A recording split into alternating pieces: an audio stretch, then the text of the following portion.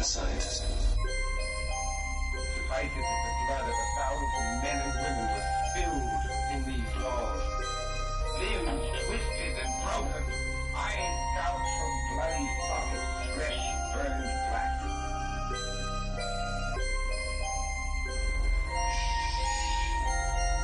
Please.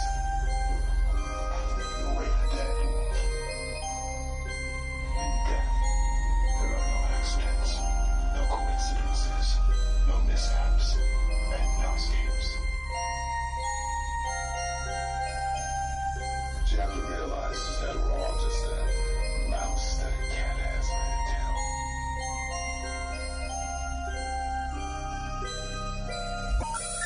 The number you have reached, 911, has been changed to a non-published number.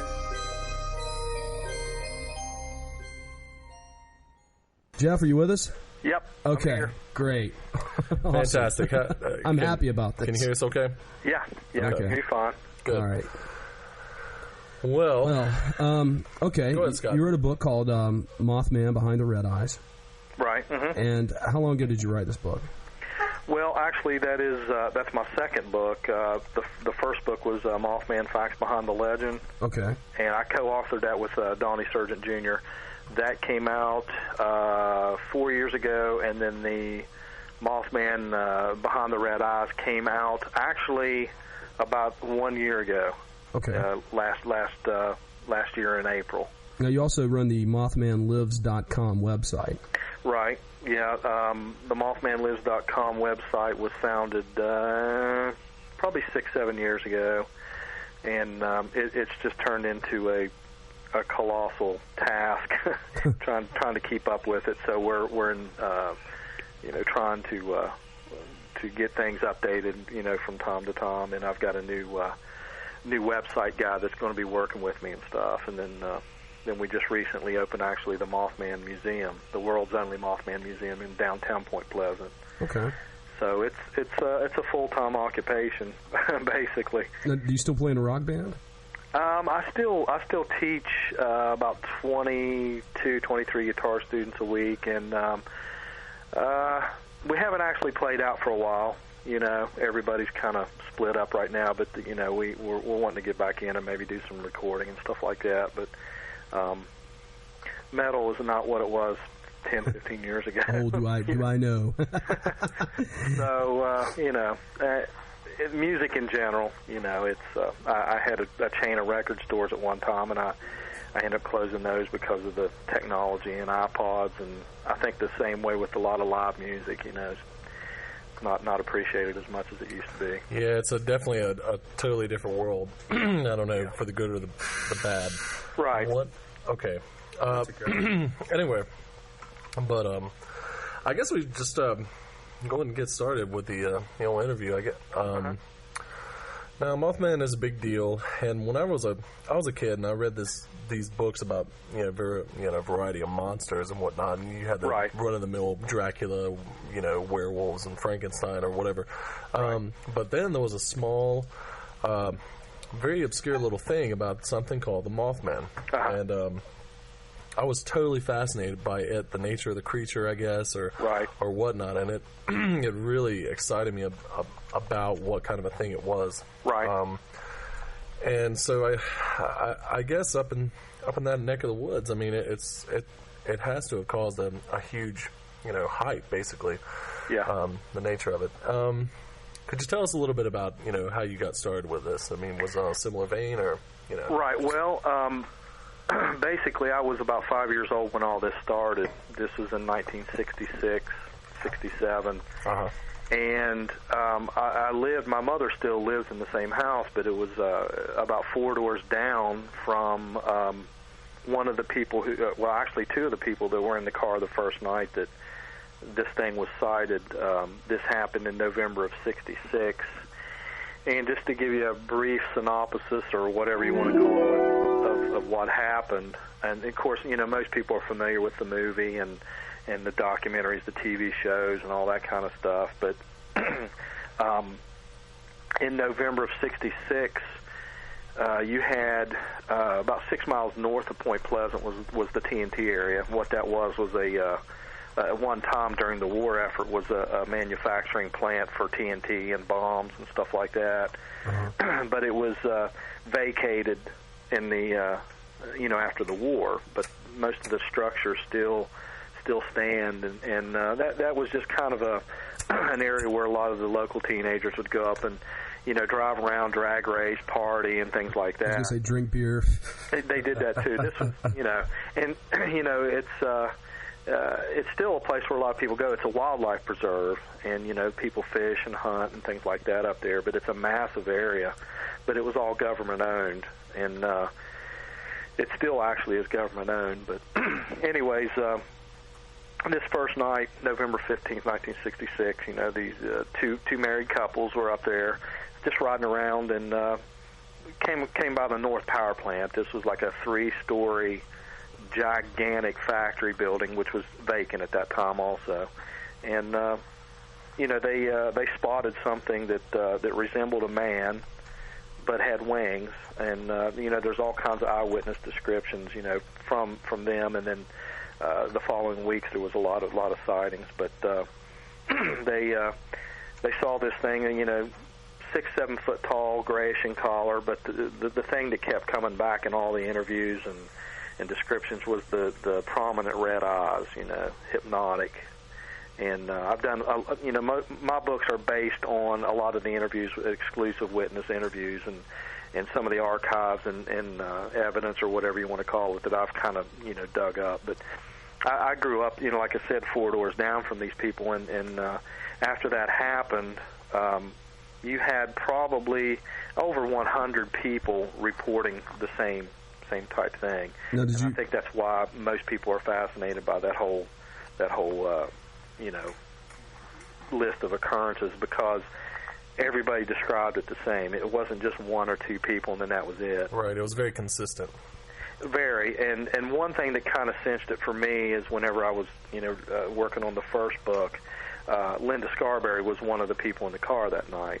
The other 3 people have refused to talk about it since it happened. But anyway, she had kept all of her archives and collections, and even down to the individual police reports that they filled out that night for the sheriff's department. And we put those in the first book. But according to her, when they got to the sheriff's department, they weren't taken very seriously until all these other people started going to the police and saying the same thing. But they sat down in separate rooms and did wrote out what exactly they saw or encountered, and all of the reports are almost identical. So, did you talk to John Keel when you were writing this, or before your first book? Yeah, I talked to John Keel every couple of weeks. As a matter of fact, how is he? Is he still in bad health? Or? No, he's doing fairly well. He came to our festival about 2 years back. We actually talked him into coming in. And when he comes to Point Pleasant, a few times he just doesn't even announce it, because Oh yeah. and, he walked into my store one time when I still had the record store there, and I knew who he was, right off the bat. but I had the chance to reunite him with Linda Scarberry, who he hadn't talked to for almost 40 years. One of the original witnesses, and she was happy to see him and everything, but.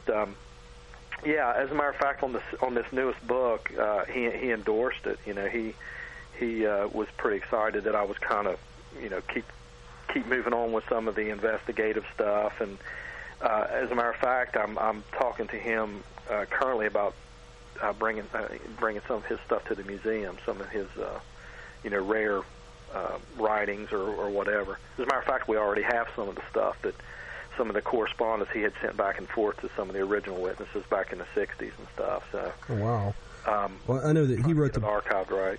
He wrote the book, and I saw the film, and I think that's what brought it to a lot of people's attention. Yeah, that opened up the floodgates on the whole thing. But really, before the movie came out, even in my stores and stuff, we used to have some of the shirts and things like that, and people were coming, left and right even before the movie.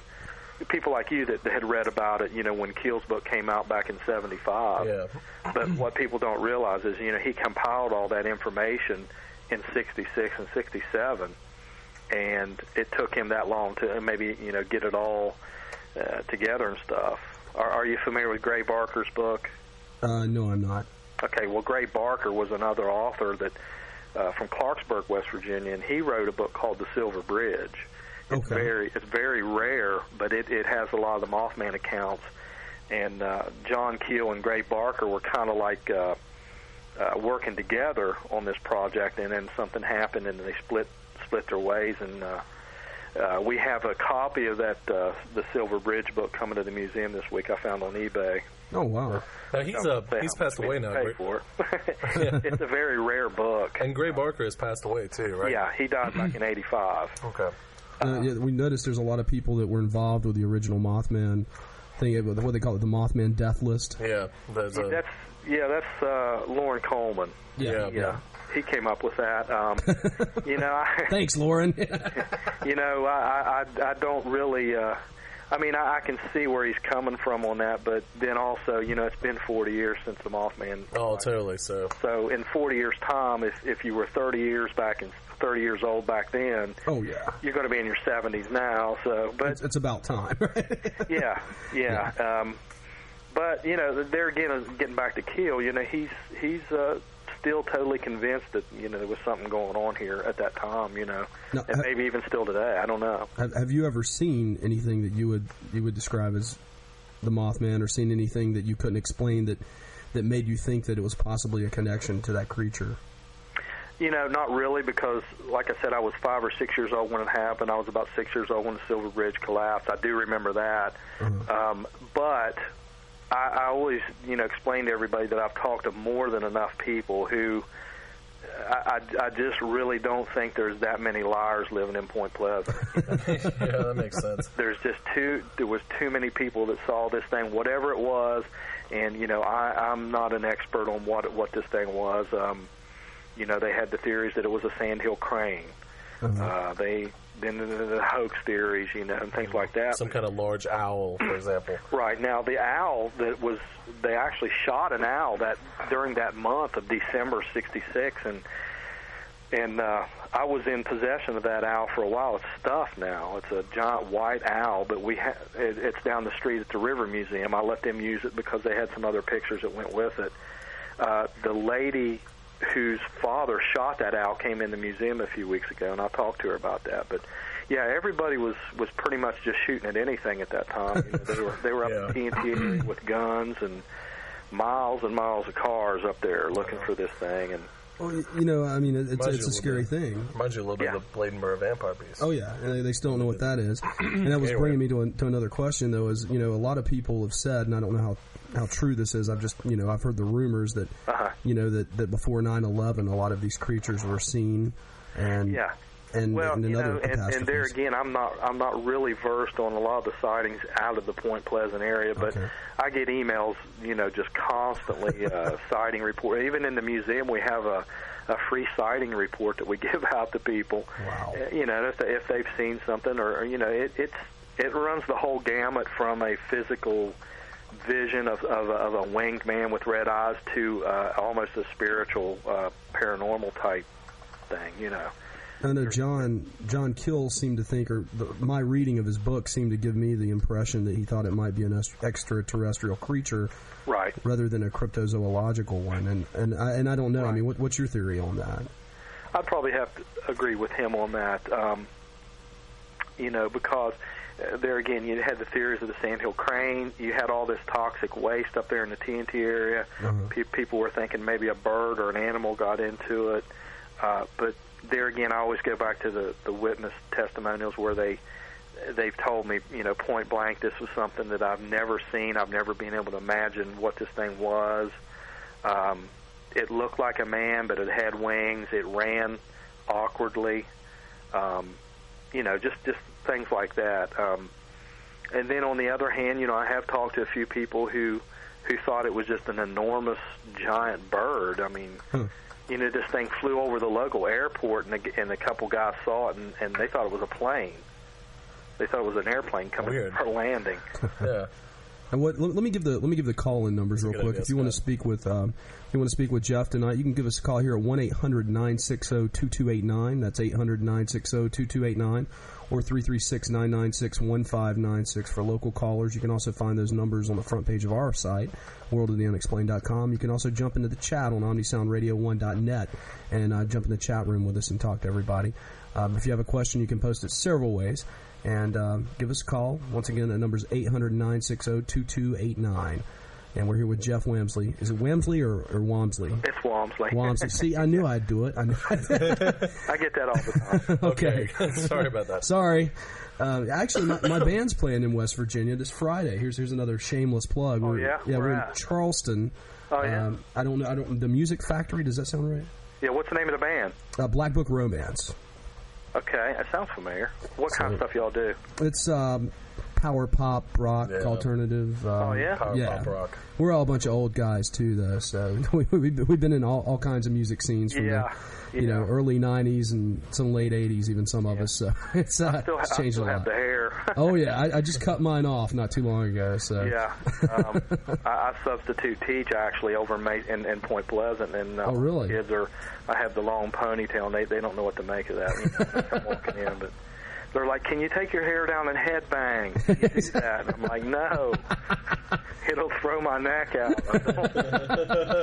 The dangers of heavy metal. Yeah. But, back when rock and roll was still good. Anyway. Yeah. I was telling somebody the other day that Mothman Museum's a lot like the record stores I used to have, because it's like, we get to work on cool stuff and just goof off and talk to people about all this and everything. So, oh, yeah. That's neat. Now, has there been any more Mothman sightings since the 60s in the Point Pleasant area? Yeah, one of the interviews I did in my latest book was actually dated around late 80s, early 90s, from a really, really reliable source and stuff. And they were up in TNT, and something came over top of their car and pretty much chased them out of there, just almost like the original 4. Oh, wow. What happened the night of November 15th? See, what a lot of people don't realize, too, is on the 14th of November in Salem, West Virginia, which is near Clarksburg.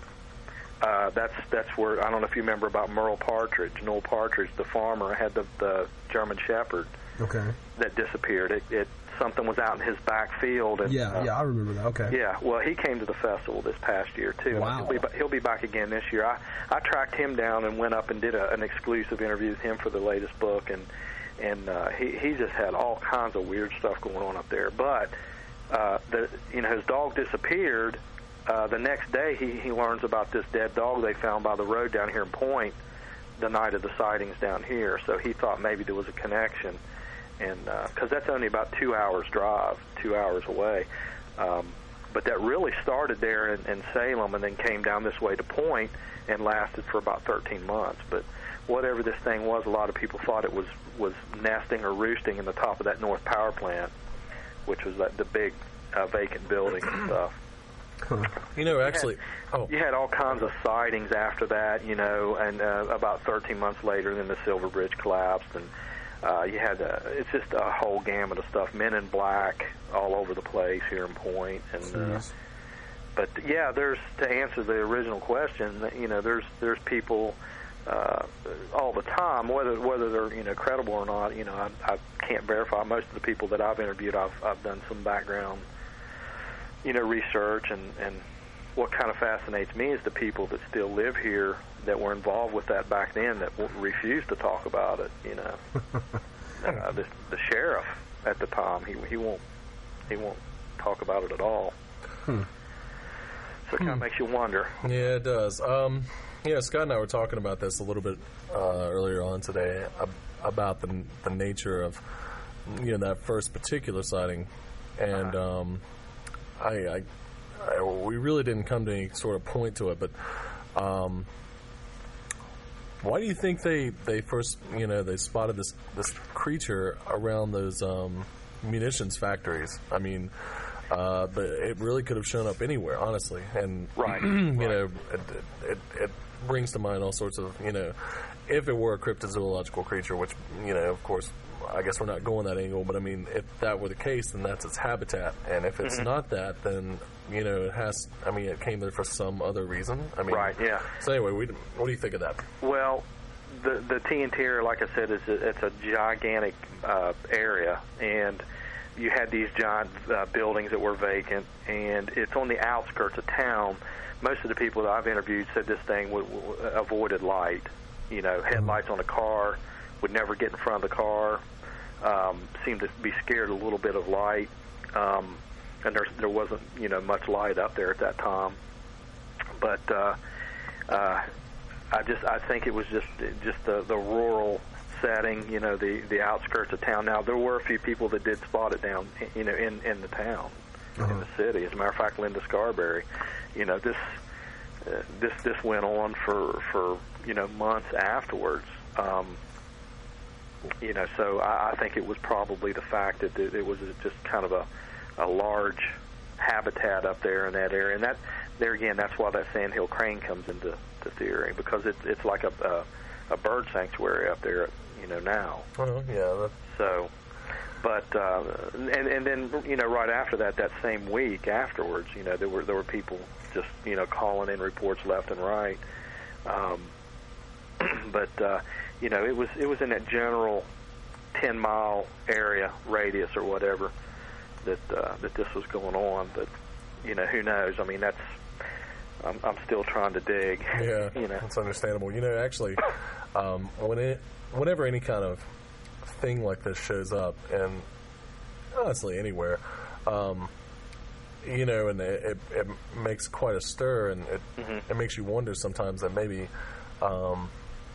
you know, there are legitimate sightings, and there are people just hopping on the bandwagon, so to speak. Exactly, you know, and that whole hoaxing thing. Yeah. You know, I've always had people, some of the locals, come up and say, "Oh, I know who that Mothman was. It was so and so dressed up, blah blah blah." Yeah, like, basically. You know, that could be. I said, but you know, bring me a little bit of proof on that. I mean, bring me an outfit, bring me some pictures. I mean, I'd be more, you know. More than happy to find us the Mothman suit. You know, right? It's an open forum as far as I'm concerned. I mean, you know, I'm not, you know, biased either way, and I don't claim to know the answers on what it was, but I can tell people that I have sat down face to face with a lot of these people, and I just don't think they're making all this up, and especially the people that have refused to talk about it. I actually talked to a lady one day who was a nurse on duty at the hospital that night that happened, and she I didn't know who she was. She came in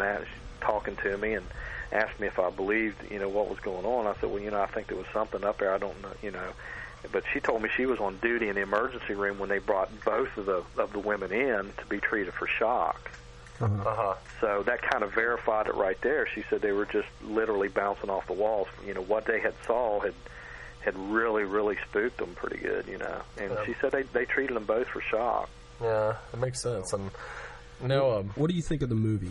Okay. The movie I thought was pretty good. There again, it was kind of a romantic thriller, modern-day romantic thriller. I answer a lot of questions about that movie. You know, was the sheriff really a woman? No. You know, things like, you know, did just all kinds of questions, and of course, you know, the movie was based on John Keel's book, which was it deviated quite a bit. Hollywood took quite a license. I'll put it that way. Yeah. When I've talked to him about the movie and stuff, you know, he doesn't really say one way or the other whether he loved it or he hated it, but you know, the documentaries and stuff I think are a lot more interesting. You know, there's several documentaries that have been produced, and there's a few in production, you know, as we speak. And Sony Pictures actually came to Point Pleasant a few months before the movie started filming, and filmed a documentary called Search for Mothman, which most people here, you know, felt that was a better representation in the movie, and they interviewed a lot of the original witnesses and things like that here in Point. Okay. But it's a good documentary, and there's been a lot done since that, and well, they filmed some of that film in Point Pleasant, didn't they? I know they filmed a lot of it in Pittsburgh, also. Though, at least that's what actually, none of the movie was filmed in Point. It was all done up in Katanning, Pennsylvania. Oh, Pennsylvania. That's what, not Pittsburgh. I meant Pennsylvania, which is like I think an hour away from Pittsburgh. Yeah, okay. And I had actually went up there for a couple book signings, and it does resemble Point Pleasant quite a bit, but it's just a bigger area, and because of logistics and stuff, they chose to film it up there rather than here. But I guess that's just because of the dollar value of things and stuff like that. Yeah. But it was, the movie there again. I mean, I've watched the movie several times and stuff, and for somebody living, for example, like in Salt Lake City, compared to somebody who lives in Point Pleasant, they look at the whole Mothman thing two different ways. I can understand that when people come into the museum or whatever, they ask about, was the Mothman a harbinger of doom? I mean, was he here to warn people? But it's weird. But some of the original witnesses just felt after all that happened that something was looking over their shoulder constantly after that. They were treated for mental problems and all kinds of stuff. So it would seem that the the entity, if it were, had quite an effect on people. Yeah, and the fact that most of them have remained silent about it. I had two people in particular that I was getting ready to do interviews with on this latest book, and just days before I was scheduled to do those, they backed out. They said no, which threw me for a loop because they were really good interviews. Yeah, that's true. And they were credible people and stuff. And they just said no. They said I just got a funny vibe about the whole thing, and I would just rather not. And I even offered to do them, anonymous, but they wouldn't do it. So do you have more tourists reporting sightings of Mothman than you do locals, or? Pretty much. I mean, I get emails daily. From I've got them from Bosnia and Serbia and places, all over the world and stuff. But I have people come up that are local that will say, something like, I was 10 years old and I saw that thing. I don't know what it was, but just the other day I talked to some people who knew somebody that was pretty young at the time. There was a sighting at the local golf course up in New Haven, West Virginia, which is about 10, 15 miles above the TNT area. And there was a few sightings up there during that same 2-week period after the original 4. So it was pretty heavy sightings right there in that first 2 or 3 months. Huh. And so it's. Well, tell us a little bit more about this Mothman Festival that you have every year. When is it, and what all do you do? Well, the Mothman Festival is the third weekend in September, and a local lady named Carolyn Harris, she's the owner of the local diner, and in the movie, there's a couple diner scenes and stuff, and the diner in the movie was based on her little diner and everything. Okay. So when I had my the record store there, we were neighbors and stuff, and got to to work a little bit together when the movie came out with some stuff. And this will be the fifth one this year, but we decided, hey, we'll just try it and see what happens. And that was 5 years ago. Now it's turned into another huge monster that we're having a hard time, controlling. But I think last year we had probably over 2,000 people showed up. Good Lord, on a town that small. Oh my God. Yeah, it's kind of neat to see the town be completely overrun.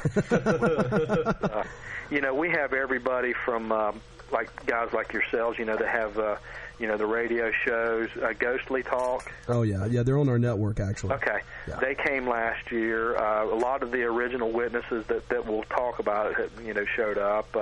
Rosemary Guiley, Robin Piot, I think is her name. I can't even pronounce her last name.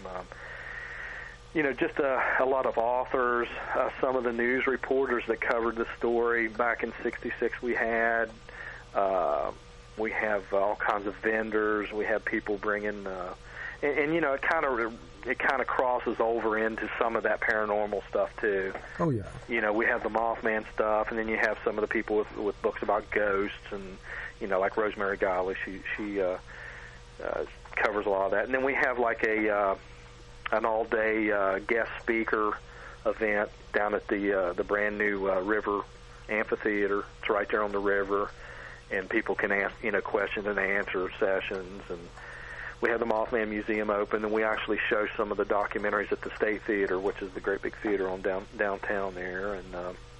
And then on Saturday evening, we have the guided tours that take you actually through the TNT area, you know, where the sightings, you know, started. Yeah. And that's a big thing. You know, it's almost like a hayride type atmosphere, but it's pretty eerie. I reckon so. Sounds like a lot of fun, maybe to me, but maybe not to Scott. He scares easy. I do. Yeah, if you can, maybe this year, you know, if you can.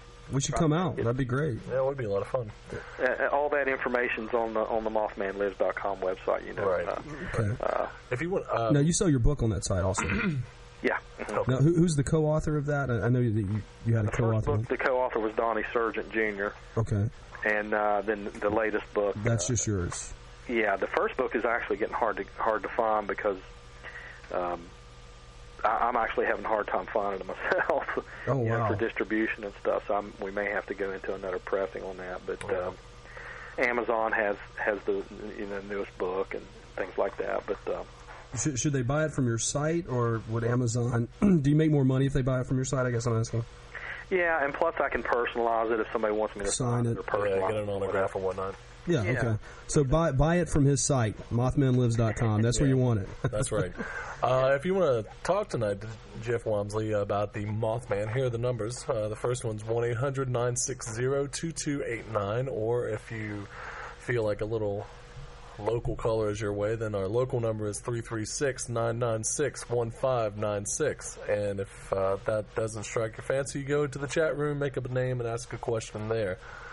Sounds good. Yeah. All right. Now, go ahead. No, go ahead. That's up to you. Okay. So this festival, that what year is this into now? I know y'all have been doing it for a while. This is to be the fifth one, and the thing that we're stressing this year, it'll be the 40th anniversary of the first sighting. Well, it sure will. Oh wow. 66 to 2006, and that's what I'm trying to get Mr. Keel to come because of that. You know, he still lives in Manhattan. He's in his mid-70s now, and he doesn't really travel as much as he used to. But I can understand that. He's pretty interesting to talk to. I'll just say that. You know, he has a very rich past and books and all kinds of different areas and stuff. But I just find it interesting to call him every couple of weeks and check in. He gripes about the weather constantly. You know, that's the first thing on his mind is how crappy the weather is in New York. It is crappy in New York. It's cold. How's the weather there with you guys today? Did y'all get any of that storm? A little bit windy. Yeah. We've been getting pummeled down here. Yeah. It was just a little bit windy here, but not too bad. But yeah, you know, we're trying to ask him if maybe he'll come. Now he knows Rosemary Guiley fairly well, and they're pretty good friends, and hopefully she can talk him into coming. So that'd be good. I'm hoping he will. But that 40th anniversary, you got to be there. I mean, and that he came 2 years ago, and they unveiled the giant statue there in downtown. That's the big. Oh yeah, I saw that. Pictures statue, of that. Yeah. Our buddy Josh Warren took a picture. He's got a picture of himself like in front of it. Yeah, tell him to email that to us, and we'll put it on the website. Okay, I can do that. We've got a whole page of just nothing but pictures of people with the Mothman statue, and then we try to post them and stuff. Yeah. Now, who designed that statue? That was done by a local guy named Bob Roach. He's in New Haven. Okay. And it took him about a year to do that. And it's totally stainless steel, and they had to bring it in on a special crane. And wow. And it was really cool. I mean, they had it covered up, you couldn't see it. And then John Keel was at the ceremony there at the festival, and the mayor and people like that, and then they pulled the cover off, and and it's just constantly people, standing there getting their pictures taken with it, or looking at it. So it's pretty ominous, looking at it. No, they've had a few incidents. Somebody put a bottle of Jim Beam in its hands, and somebody put a thong on it one night. Yeah, shouldn't trifle with the Mothman. Yeah, don't mess with the Mothman. Trust me, he shuts down radio shows and everything else. It seems brake lines. Just really bad deals. That was some of the locals, up to some of their stuff, but what goes around comes around. Mm-hmm. Oh yeah, I reckon so. Definitely. Sorry, I was just thinking about the thong on the Mothman. Yeah. That's awful. You're asking for it, buddy. Yeah. Whoever you are, wherever you are, you're asking for it. Yeah, they're probably listening right now. Yeah, probably. That's awful. That's awful. So, are there any plans? Do you have any plans on working on anything new with John? Maybe like a dual. Have you ever talked to him about that? Well, when I do talk to him, he always is interested in what I'm doing. I don't really, personally, I don't think he's really interested in doing any more books or anything of any type. He hasn't really mentioned anything that he is working on or anything. But have you personally had any experiences like he's had since you've been working on the Mothman books? Have you had any problems with your phones? Anything? Any visitors from any suspicious vehicles? Weird noises, weird sights. Men in black. Couple strange phone calls once in a while, things like that. I mean, nothing that's really unexpected. The thing is what people don't realize, and I'll probably give the whole thing away, but in Point Pleasant, there's actually 3 Jeff Wamsleys from Point Pleasant. Oh, so they get all the hate mail and stuff. Right. One of them still lives over there. I actually live I live about 10 miles out of Point Pleasant, and I happen to know the other Jeff Wamsley's wife. She's a school teacher, and I asked her about that. I said, do you guys get like strange phone calls at 3 or 4 in the morning? She just smiled and said, yeah, we do. Little misdirection. Then, he's probably cussing me up and down every time somebody calls, and I did have one guy call me one day and told me that he was Bigfoot. He was serious too. Oh my god. Okay, Bigfoot called you. Yeah, wow. that comes with the territory, and I think that John Keel did the touring circuit there for a long time, with the lectures and and all that. And I think he just got tired of it. Well, yeah, and then I really think what kind of disturbed him a lot was the 9/11 stuff. Since he lived right there where it happened, and it kind of, I think it kind of spooked him a little bit with that too.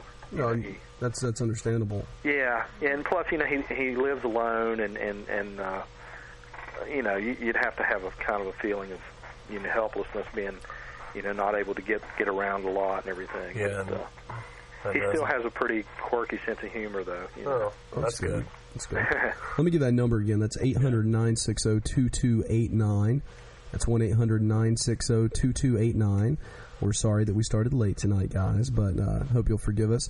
Local lines 336-996-1596, 336-996-1596. You can pick that up on the website worldoftheunexplained.com. And we're here live with Jeff Wamsley, the author of I got it right that time. Author of Mothman Behind the Red Eyes. Oh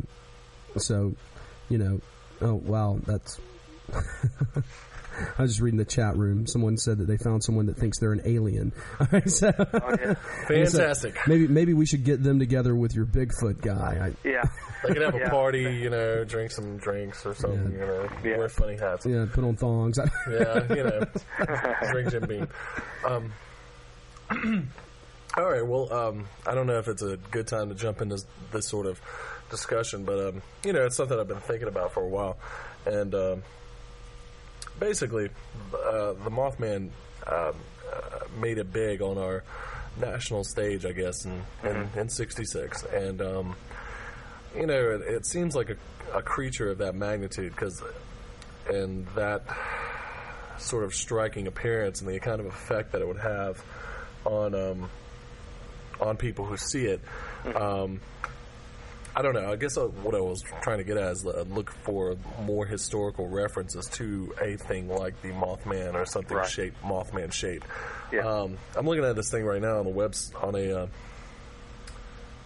another website. Basically, they're talking about, this is just one in particular, something about a Thunderbird artifact, and it's Native American in design, and apparently it's in the Fruitland Museum up there in New England. And I wonder if there are other accounts of Mothman imagery that you find, and if that's the case, then would it suspect that that this creature has been around a lot longer than just Point Pleasant. Right. Well, see, another area that you get into with the whole Mothman Point Pleasant connection is what they call the Chief Cornstalk curse. And during the 1700s in Point Pleasant, there was a Shawnee chief named Chief Cornstalk who came to an agreement with the opposing forces on a truce, and they reneged on that deal and basically killed him. And supposedly, he put a curse, a 200-year curse on the city of the town of Point Pleasant. That's all documented and all that kind of stuff in the historical relics and everything. So some of the people, the locals and stuff, felt that the Mothman sightings. You had a string of disasters. You had the Mothman stuff. You had the Silver Bridge collapse. In '76, you had a jail explosion that killed several people. So they were every time something like this would happen, it was this Mothman or the Chief Cornstalk curse. So I'm not a historian when it comes to that stuff, but I have read up, and that's common knowledge around here about the Cornstalk curse. But, okay. What's always mentioned about the Thunderbirds and stuff, Oh yeah, okay. And then the locals around here really never dubbed this thing Mothman. They call it, just the big bird. Yeah. Not to be confused with the one on Sesame Street. Obviously not. Something far worse, I guess. There was somebody in the press who came up with the name Mothman because at that time there was the Batman series was really big, and there was a Batman comic that had some kind of like a bat-like creature in there called Mothman. So that kind of stuck.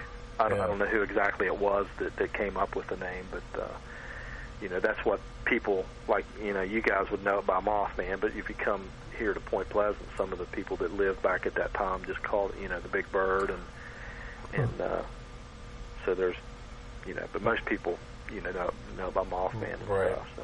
You know how there's journalists like catchy names, and I guess Mothman sticks a little better than the Big Bird, Yeah, and the building up there, the North Power Plant, most people refer to that as the birdhouse.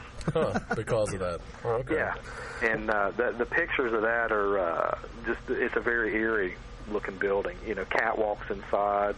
I actually interviewed a guy who went into that building a couple weeks after the first sightings, and they just thought it was somebody up on top of the roof, with a couple reflectors. And he said whatever this thing was inside the building, up on the catwalks and everything else. So they made a pretty quick exit. Yeah, I reckon so. What's the nature of the building? You say the government owns it. It's a bird. The building was demolished back in about 92, 93. Okay. And there was a North Power Plant and a South Power Plant. They were both, adjacent from each other and stuff. And just too many people up there. It was too much of a liability for the state. Yeah, I reckon so. Falling off the top of the building, getting killed, and then suing the state over to whatever. Right. So they demolished the building and basically detonated the charges and blew them up. Mm-hmm. I wish those buildings were still there, just so people could get a close hand look. You can still go to the actual spot. It's still there, it's just an empty lot. But now you do have up in the TNT area, for anybody who's interested in coming to Point Pleasant, you can still go up there. They have what they call igloos, just rows of igloos that were storage units for the ammunition and stuff. Right. And there's a few of those that are still open. Some of them are privately owned by some companies and corporations. They store. It's hard to tell what they store in there. That's a whole nother chapter right there too. That the government involvement in some of the, the ammunitions and weapons and stuff like that. That's had a lot of people on edge too. Highly contaminated area up there. So it's actually just really a little bit harmful to your health, moth. Well, I don't know if they've ever actually did any documentation on that, but yeah, that was always in the back of everybody's mind, with some of the toxic waste and things like that. Yeah. Now, of course, that was years ago, but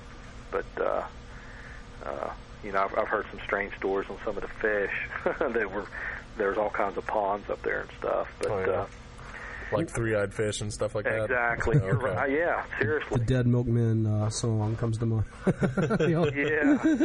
St. Jude's medical facility, and something like sausage distillery. Yeah. It's the igloos are still there. You still have these massive stone, what they called aqueducts, and that's where they loaded a lot of the chemicals and stuff. It's just a real eerie. It's almost like a Stonehenge look. Is what I always thought it looked like. Do you still get sightings from up there? Do people come up there and say, "Yeah, I saw it up by the igloos," or the ruins of the power plants? Yeah, I mean, and it's almost, people will come up to me, and I can usually tell if it's worth looking into, or if it's just, like you said, jumping on the bandwagon and stuff. I think there's certain ways to tell somebody's really, being honest about what they saw and everything. Okay. What's the strangest story you've ever heard? As far as Mothman? Yeah. Well, one of the strangest theories I heard was actually there was a homeless guy supposedly living in TNT area. His nickname was Aqualung. Oh my God! And I had a guy who was dead serious about it and said that that's what people were seeing. That this guy had a long trench coat, and he would open it up and jump up on their car hood and stuff like that. He was dead serious and stuff. I don't laugh at anybody for, telling me, what they claim to have seen or whatever. But that has to kind of rank up there with that. I've just heard some strange ones and stuff. Well, we're gonna take a short break here. Okay. Yeah, and I don't know, probably about 4 minutes. If you'll just hang on the line with us, and hopefully we'll get some callers here to come back in. And like I said, we'll be back here in just a second on World of the Unexplained. All right.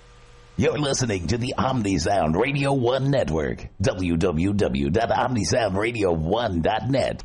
And we're back. We're back with Jeff Wamsley talking about the Mothman. Jeff, you still there?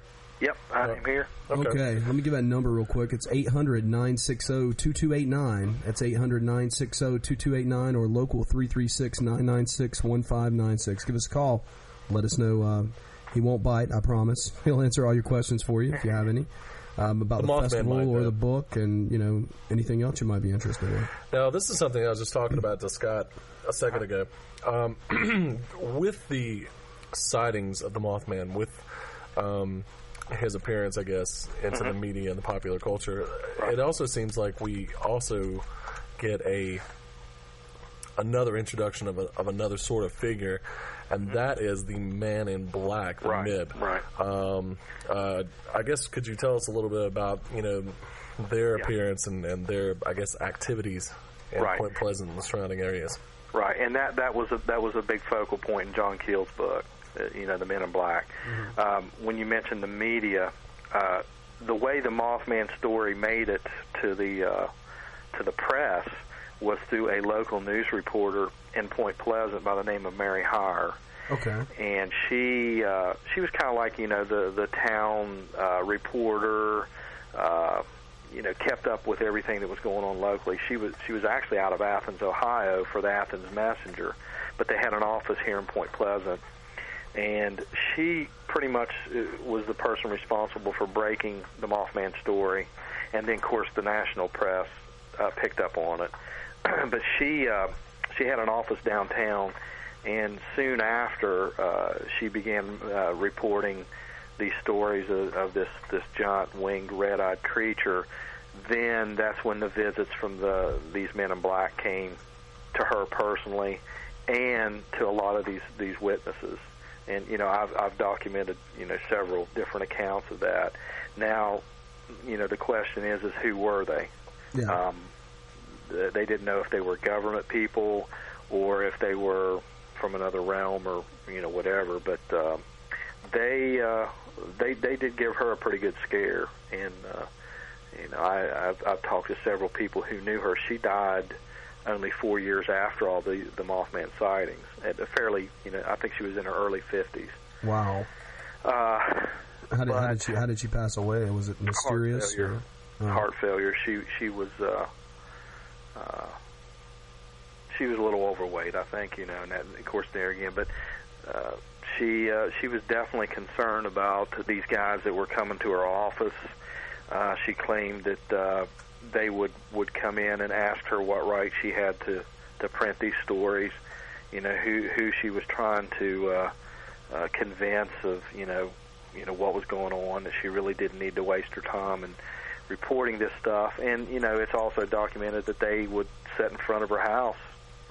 She would look out and see these guys in the car sitting in front of her house, talk to several other people. These guys would just show up unexpectedly, and just start asking a bunch of questions. But she always described them as very pale and complected, complexion, pointed fingers, and she said they never blinked her eyes.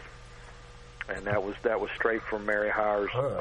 Now, I remember. I think Kill mentioned that in his book. Yep. Actually, they never blinked their eyes. Right, and said they would walk into her office and pick up a real common household object. I think she mentioned something about like a pencil or a pen, and would just stare at it like they really didn't know what it was or whatever. So. Yeah.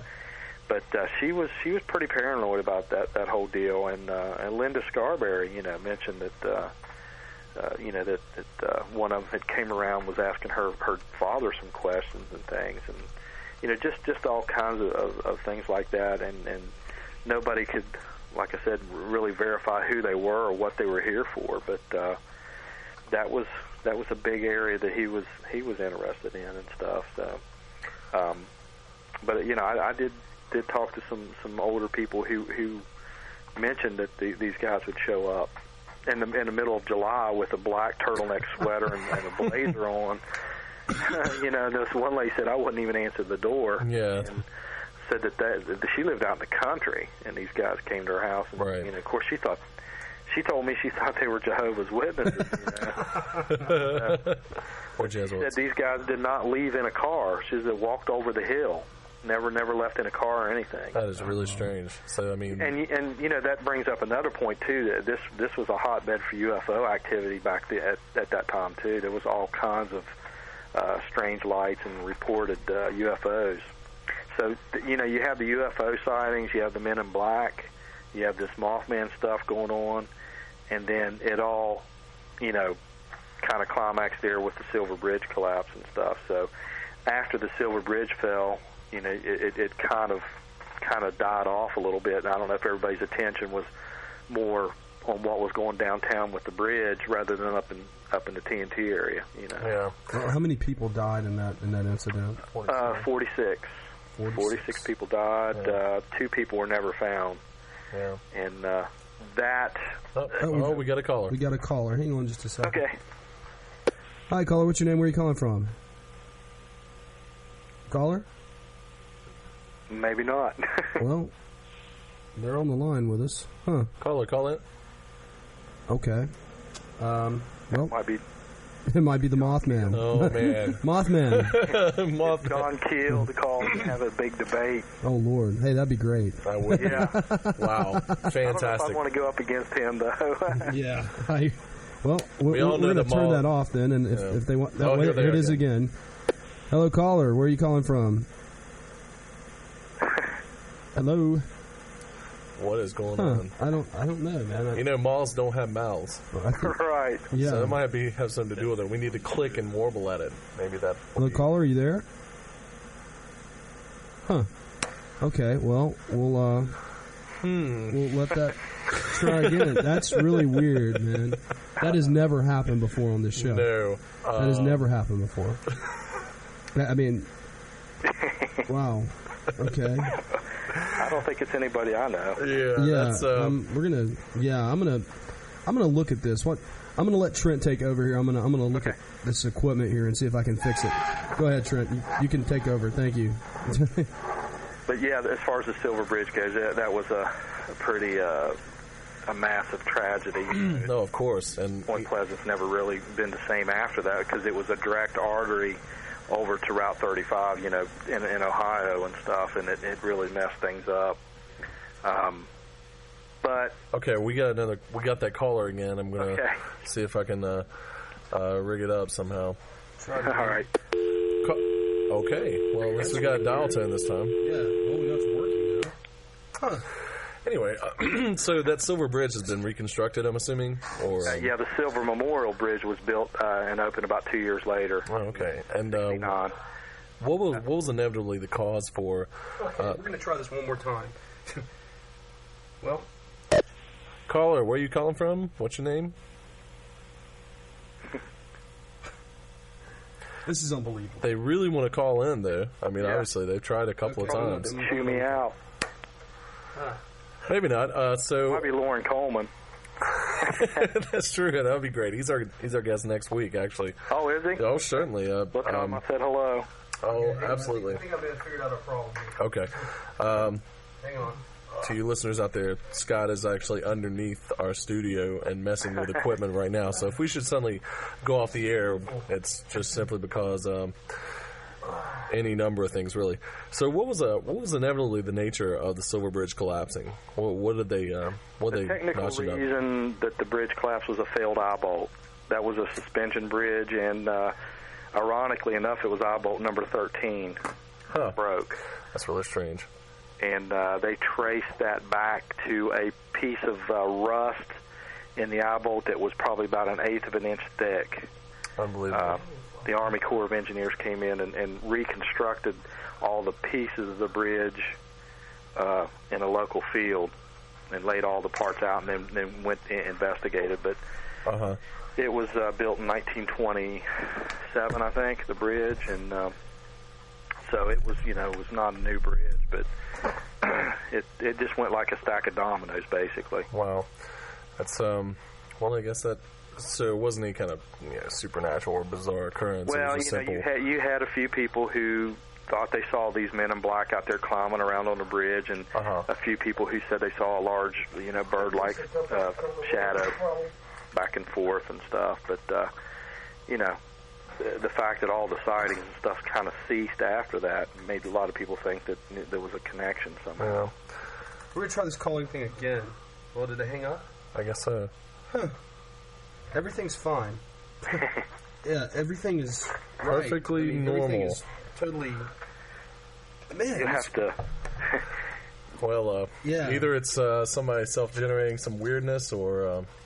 some weirdness or just simple technical difficulties. I mean, it seems like we've had quite a slew of them tonight. Yeah. Another thing I wanted to talk about, and I really don't know much about this, only in a vague reference on Coleman's death list, so to speak. But he, and I guess it shows up vaguely in the movie too, come to think of it, but this notion of something called the Mothman math. Do you know anything about that? I'm not real versed on that now. I mean, I have read briefly, on that. The Mothman mask? Math. M-A-T-H, like mathematical equations or something Mothman involving numbers. Yeah, he like I mentioned before,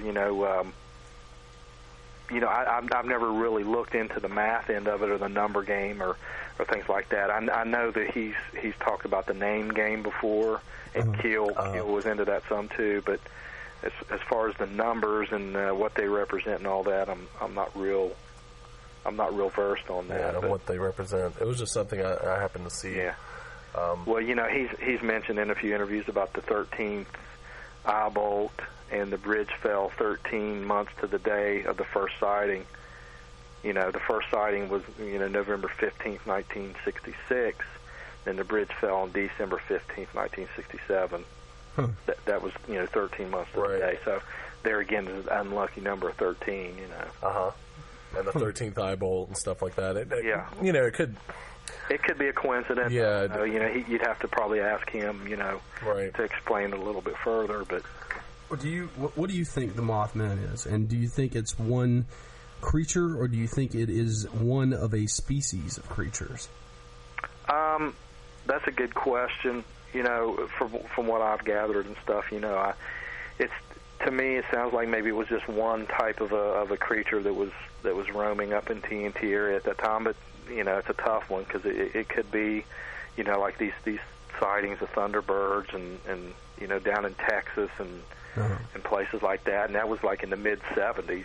That wasn't really that far off when all this was going on. But I've never really been able to come to any solid conclusion on. All I know is it was something that was pretty abnormal as far as people seeing this thing, and it was definitely something out of the ordinary. I mean, I just don't think that many people could have made up that same story. If it was a bird, a giant bird, it had to have been something that there again was not an ordinary looking bird, Right, and also, I mean, if you want to go to like multiple levels of if the sightings occur outside of Point Pleasant and other areas, then it comes back to this whole thing. Up until the point of like mass communication, if a bunch of people really don't know anything about Mothman or never heard about it, and they come up with a very similar, it was this thing. I get those emails all the time. So I was just looking at one there a little while ago. But some people, feel that there's more of a spiritual aspect to it. Yeah. So. Oh yeah, actually, we got a question on the chat room about has Mothman been sighted anywhere other than Point Pleasant? Yeah. So. Well, and whether or not it's the same thing that they saw in Point Pleasant, what I'm saying, that's a tough one to answer too, because I would say that's my answer to that. Yeah. Huh. Oh, well, okay. And there's all kinds of documented sightings. That email that I got from that guy over in Croatia. Yeah. Yeah. It was in the papers and everything over there. I wish he would have sent me some of the papers. I know that would have been very, very interesting. I'd like to see something. That'd have been great for the museum. He could probably send it in Croatian. I might be able to read it, but that's what he said. He said all the the emails and stuff and things like that have to be transcribed or whatever. But just tell them next time to just send them like they are. I might be able to have it. Well, we have a link on the website there for of sightings that people have emailed us and things like that. Yeah. People can kind of look at it and kind of come to their own conclusion if they're related or whatever. But I hate to hog all the glory for Point Pleasant. That's true. No, that's not the same thing. Yeah. I'm sure. But I mean, it's the same. It's the place where Mothman really made the stepped on the stage. Right. Point Pleasant's kind of like the Roswell for the Mothman stuff. Because, exactly. I can talk to somebody in California and mention Point Pleasant, and it's, boom, they know exactly, where I'm coming from. Say, that's the Mothman stuff. Yeah. But, I have an interesting story actually. When we were driving through West Virginia, we were on our way to Pittsburgh actually for a buddy of mine's wedding, and I'd driven up from Florida and stopped over here in North Carolina, which is where I live now, which is where I'm from, and we'd stop there and. That's when I made all the jokes about the bridge, about the Mothman. The whole time we were just making jokes about the Mothman and stuff, and because my friends are into cryptozoology pretty hardcore and all that stuff. And what was really funny is the hotel that we went to check in on is the exact same one. The first one that my friend had called for us that we passed by was the one looked just like the one from the movie. Yeah. And it was just it really freaked us out. Avalon Hotel or something. And that was what it was called too. I mean, it was actually. I mean, I think that was the exact hotel, and that really flipped us out even more. Yeah. So it was just somebody mentioned to me where that hotel actually is, and I can't remember. From the movie. I can't remember where they said that was, but the Lowe Hotel, which sits right 4 doors down from the museum, the Mothman Museum, is the big historical hotel in Point Pleasant, and it supposedly has a couple rooms that are a lot of the ghost hunters come and frequent quite a bit, set up all their equipment and things like that. But it's it's a really old hotel. It's got a lot of history and stuff, and but I don't know if that in the movie was loosely based on the Lowe Hotel. Because when John Keel came to town, see, he went back and forth between New York and West Virginia quite a bit, and it just got to the point where he ended up staying here, Yeah. To gather all this information. Well, we've got a caller. Let's see if it works. Let's see if it works this time. Okay. Hello, caller. Are you with us?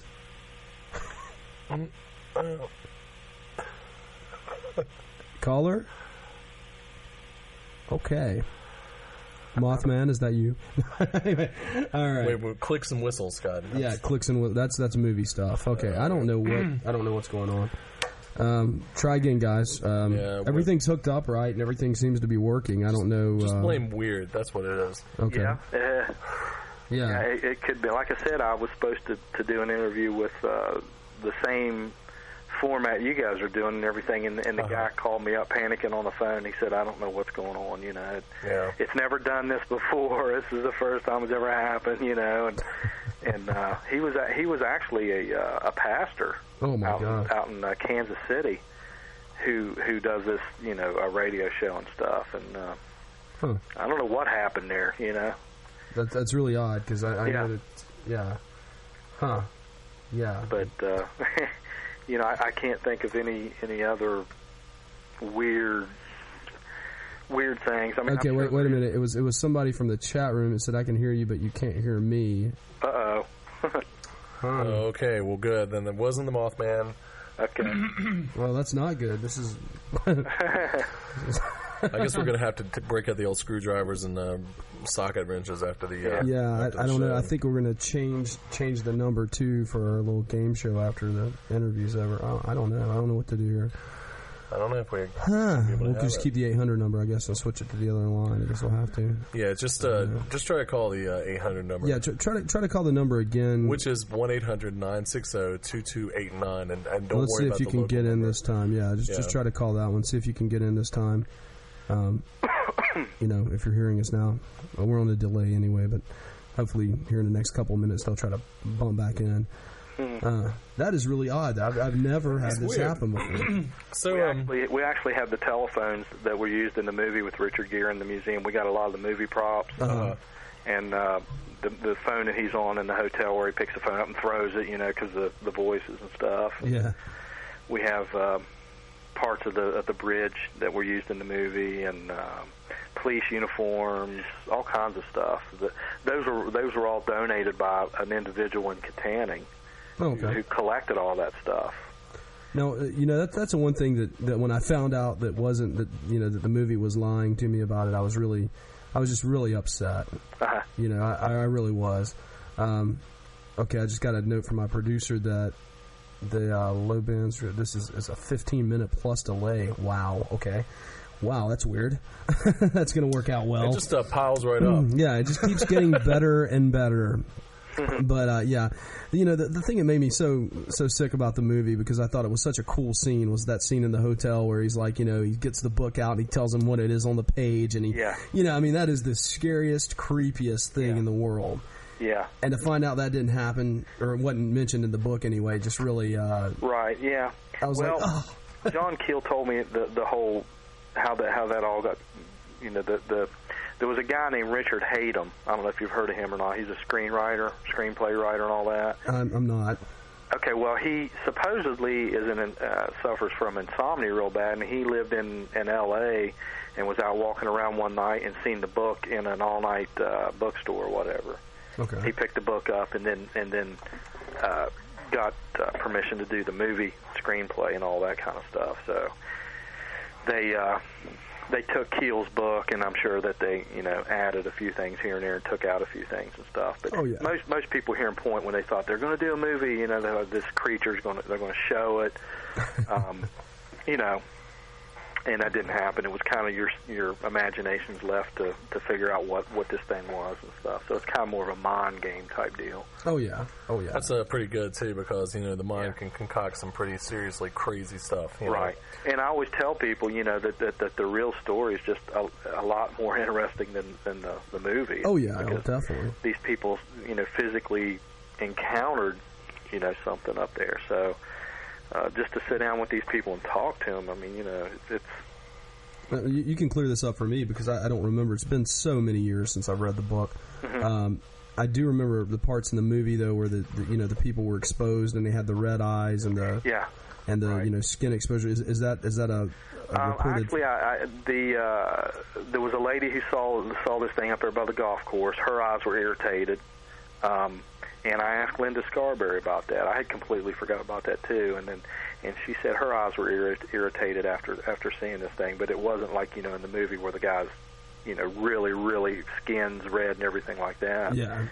But it did mess with people. Up by the golf course had some irritation in her eyes and stuff, and as a matter of fact, I talked to a person who was at her house when she came home from this encounter, and he told me that she came in and they thought something really bad had happened because she was screaming and carrying on and stuff. And as a matter of fact, she was the niece of Mary Hire, who was the reporter, which is kind of a weird connection and stuff. We've got another caller, Jeff. Let's see if we can get him this time.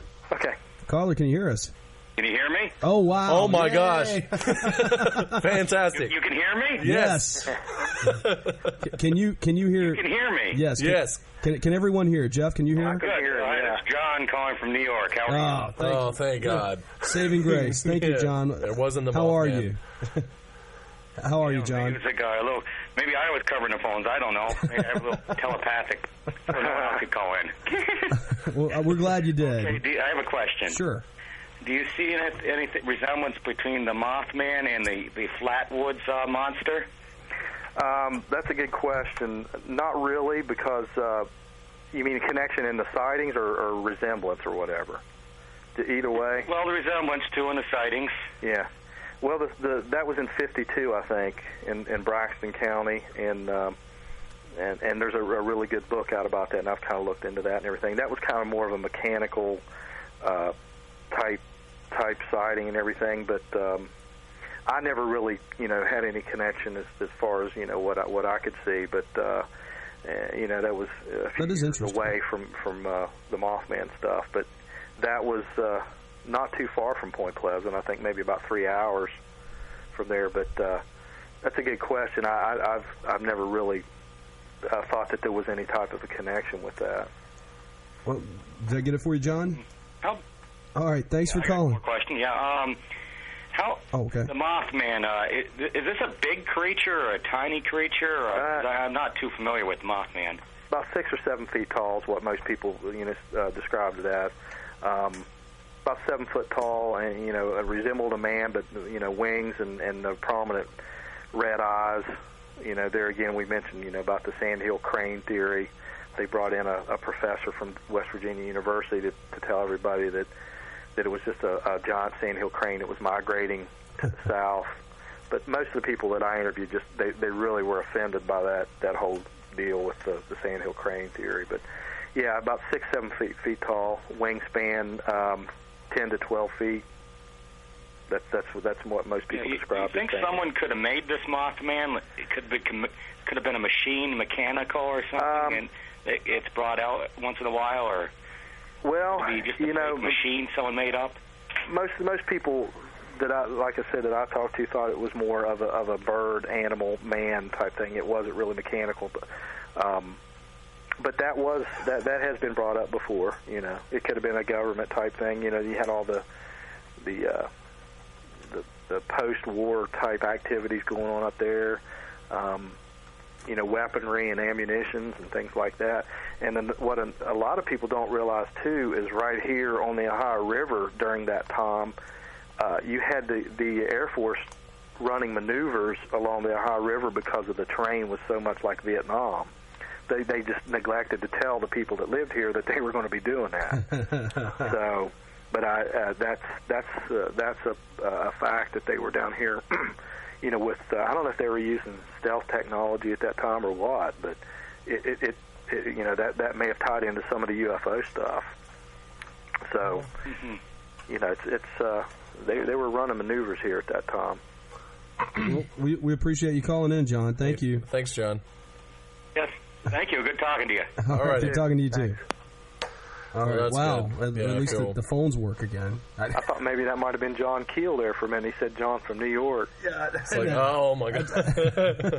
That's actually one of our regular callers. He calls in a lot. And he's a cool guy. Yeah, John Keel would have been griping about, like I said, the weather and the traffic and the gridlock and all that. But he always asks me if the statue's still there, if somebody's taken it yet, stolen it. Well, I'm surprised that they haven't, spray painted it or.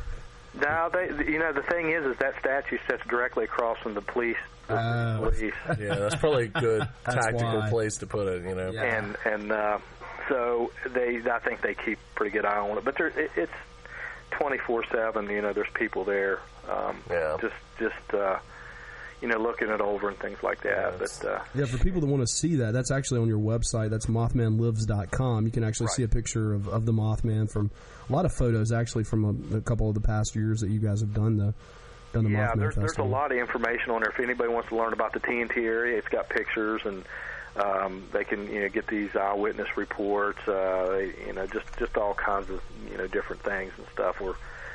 We're just in the middle of trying to at the museum. I'm trying to set up an office with internet access and everything, so we can stay on top of it a little bit better. We do the Low Hotel website too, which is right next door. So we're kind of busy with all that. But I reckon so. The museum is. I mean, we've really we've only had it open since October. And we try to keep track of all the people that are coming through and where they're from, and it's some interesting people. I mean, some of these people. I had one guy whose brother worked up above the TNT area when all this was going on at a place called Lake, and it's actually a women's prison now in that area. Huh. But he had talked to me about his brother and all these cattle mutilations that were going on during the Mothman sightings and stuff, and his brother was. I guess one of the groundskeepers there, and he said they couldn't keep up with all the dead cattle they were finding. It was, not just like one every week. It was just something every day, Well, it's interesting that John brought up the Flatwoods monster, because that was something I was thinking about, actually. But also the fact, I don't know how familiar you are with North Carolina folklore, but we talked about it on a previous show, Trent. The Bladenboro vampire beast. Yeah, it's a very little-known era of North Carolina history. When was that? Was that in the 50s? Yeah, it was actually in 54. And to put you up to speed, Jeff, it was essentially some kind of vampiric kind of monster that looked a bit like a panther that was running around mutilating animals. Are you familiar with it? Well, John Keel mentioned something about these big cat sightings. Yeah, it is a big cat. They drain the blood, like you were talking about the cattle there. Yeah. So you kind of wonder how all these creatures, if it's the same creature, if there's a specific species of creature. And then, of course, Chupacabra later on, Yeah. But Keel told me that he was actually in Kentucky, I think, checking into the large big cat sightings or whatever, when he caught wind of the Mothman stuff going on. So he just left Kentucky and came to Point Pleasant.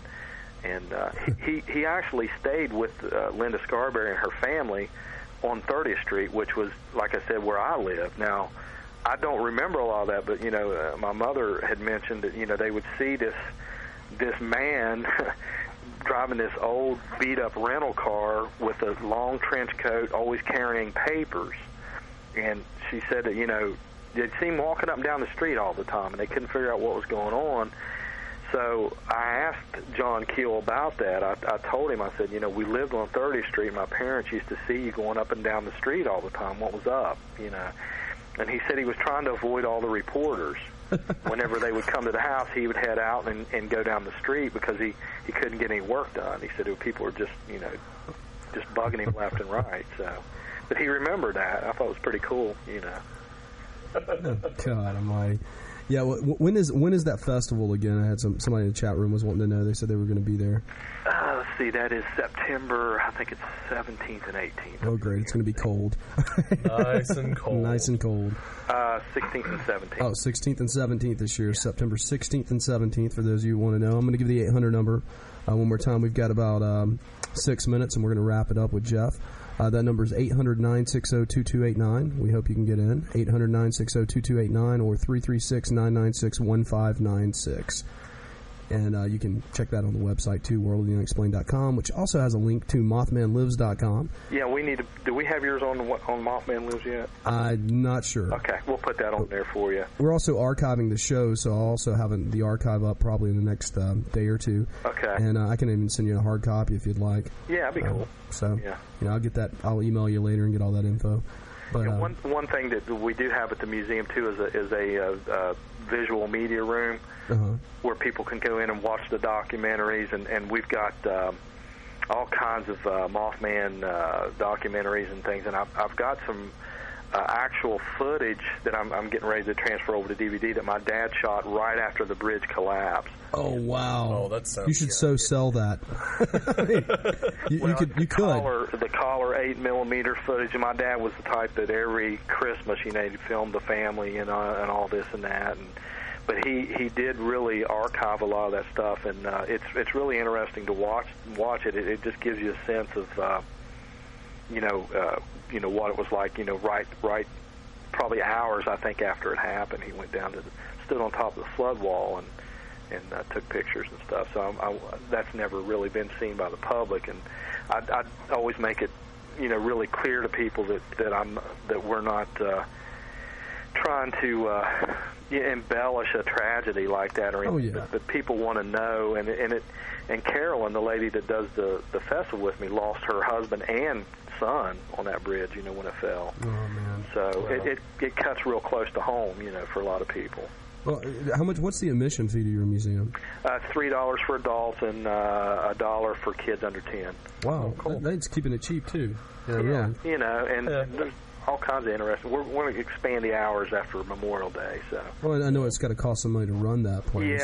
Yeah. We got the rent and some utilities and stuff like that. But you can go down to the River Museum. It's a block away, and they got some a few Mothman things in there, and up to TNT area. People always want to go up there. So we got free maps and stuff. If anybody wants one, they can check things out. Yes, I saw that on the internet. I saw some internet maps and stuff. That's the same map. I think it's in the first book. And that's crazy. My friend Eric, he drives to Ohio, or used to drive to Ohio a lot to see his dad.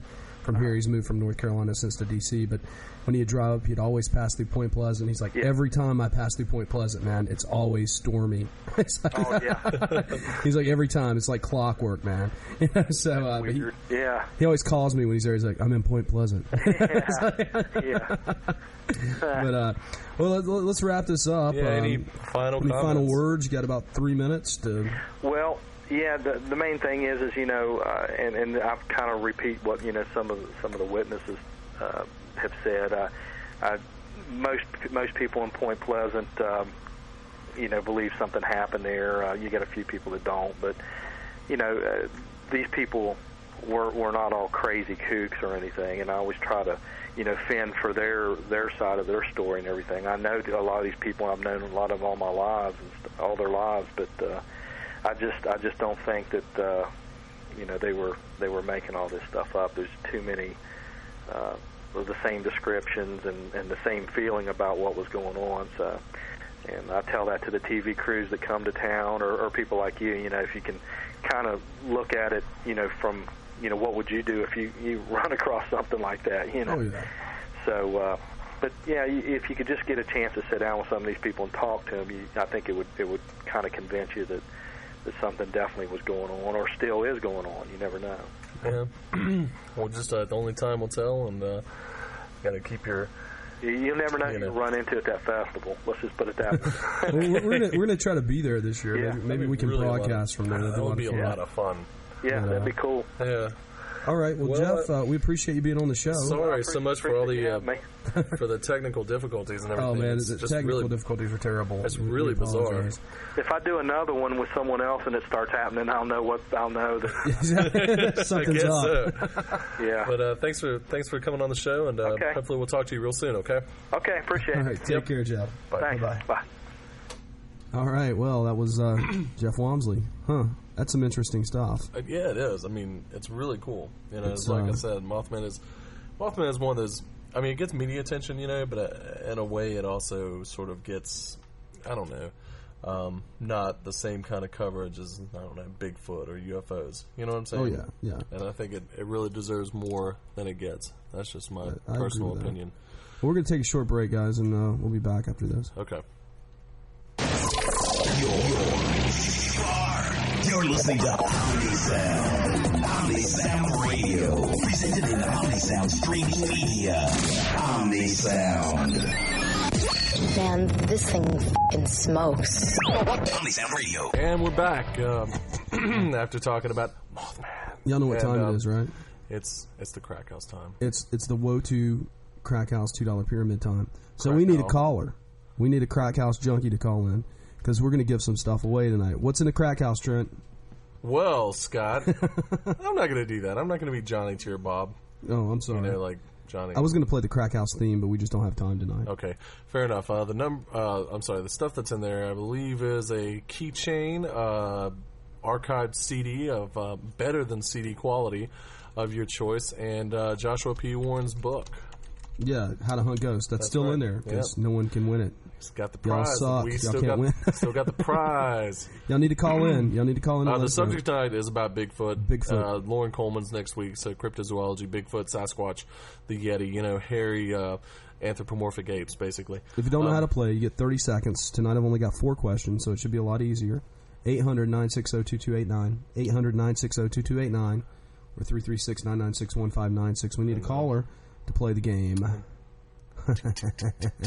Yeah, that's right. You're timed at 30 seconds. Trent's in the hot seat tonight. Yeah, basically. And that's Trent's in the hot seat, and we're gonna ask him we're gonna ask you the caller. Right. As soon as we get a caller, I leave. He's gonna leave. I'm gonna ask you these 4 questions about Bigfoot, and then he's gonna come back. And I'm gonna try to answer him and beat you. Yeah. Even if you guys tie, even if it's a tie, you still get stuff. You still get stuff, yeah. But you got to beat him in order to succeed. And I promise you, we do not cheat. No, I wish we did, but we absolutely not. You can hear the sound of the door shutting as I leave. Yeah, walking and out of the room. I don't tell them what the questions are because half the time I'm writing them while I'm talking. Don't say that. That didn't happen tonight, did it? No, it didn't happen tonight. It was just the first time when the you first had time we did idea. it, and I decided to start it. I was writing it as we were doing an interview. It was a little bit spontaneous. Actually. It was spontaneous, very spontaneous. And actually, sometimes you wonder if maybe we should ought to do questions about the interview. You know what I'm saying, and then have them see how close of attention they were paying. That's true, and it would also be it's fresh on the mind. It's like, oh, okay, well they were talking about this. Here's our caller. Here's the caller. Here's the winning caller. It looks like. Caller, you with us? Where are you calling from? What's your name? Hey, Mark from Fort Lauderdale. Mark from Fort Lauderdale? Yes. Hi, how are you, Mark? Doing well, and you? How's the weather down there? I just moved back from Florida. Oh, the weather's been great. Oh, awesome. Sure. Okay, do you know how to play the game, Mark? Let's go. Okay. All right, I'm leaving now. He's got to leave first. Did you unmute that for me, Trent? And I need that unmute controller. Yeah, thank you. Okay. Okay. Yeah. All right. Turned up? Okay. I'm gone. How much do you know about Bigfoot, Mark? Oh, a little here, a little there. Okay. Well, are you ready? Actually, I'm having a hard time hearing you. Hold on. Oh, I'm sorry. Okay, try again. Okay, are you ready? Let's go. All right, here we go. What's another name for Bigfoot? Sasquatch. Okay. What year was the film first shot, the famous film? It was like 1963. Okay. How tall and how much does a Bigfoot weigh on average? Anywhere between 8 foot and probably 350, 400 pounds. Okay. Sasquatch is the Indian name for what word? I thought it meant men of the forest. All right. Well, okay. There's our bail. We got one right, and 1967 was the year that the famous film was shot. I'm going to give you 2 of them, though, because it says 7 to 9 feet tall, 6 to 900 pounds. Close enough. I'll give you 2. Sasquatch is the Indian name. Is actually the Indian translation of Sasquatch is hairy giant, and Sasquatch or Yeti is the other term for Bigfoot. So I'm going to say that you got 2 right, Mark. And if you'll hang on, I'm going to play some cool music, and I'm going to go run out and bang on the door and get Trent to come back, and let's see if he can beat you. What do you say? Sounds great. Thank you. All right, hang tight just a second here. I'm going to have to. It's tough sometimes. Here we go. What's another name for Bigfoot? Sasquatch, Yeti. What year was the famous film shot? The Gilman Patterson one? Yeah. I want to say 1951. Okay, how tall and how much does Bigfoot weigh on average? I don't know, probably about 7 to 8 feet tall, probably 300, 400 pounds. Okay, and Sasquatch in Indian is, what does it mean in Indian? Oh. Nature, spirit, forest, spirit. Sasquatch is an amalgamated name, though. Oh, well. Okay. Another name for Bigfoot, Sasquatch or Yeti. Yeah, that's right. The film was shot was 1967. Bigfoot is 600 to 900 pounds, 7 to 9 feet tall. And Sasquatch is Indian for the word hairy giant. Oh, I knew a hairy giant. Yeah. You know what? You guys tied, really, because on the weight and the on the height thing, but I'm going to give him the book anyway. I think you should. I'm going to give him the book and the keychain and the archives. I'm going to let you win tonight, Mark, because, well, we need somebody to win because I need new stuff for my crack house. You stole from the crack house. Stole from the crack house. It's yours. Hey. So if you don't mind, Mark, we're going to put you on hold for about 5 minutes, and we're going to wrap up this show. If you'll just hang on the line, and we'll get right back to you. Does that sound cool? Fantastic. All right, great. Thanks for playing, Mark. Definitely. Hang tight with us. And that was good. That was World of the Unexplained for tonight.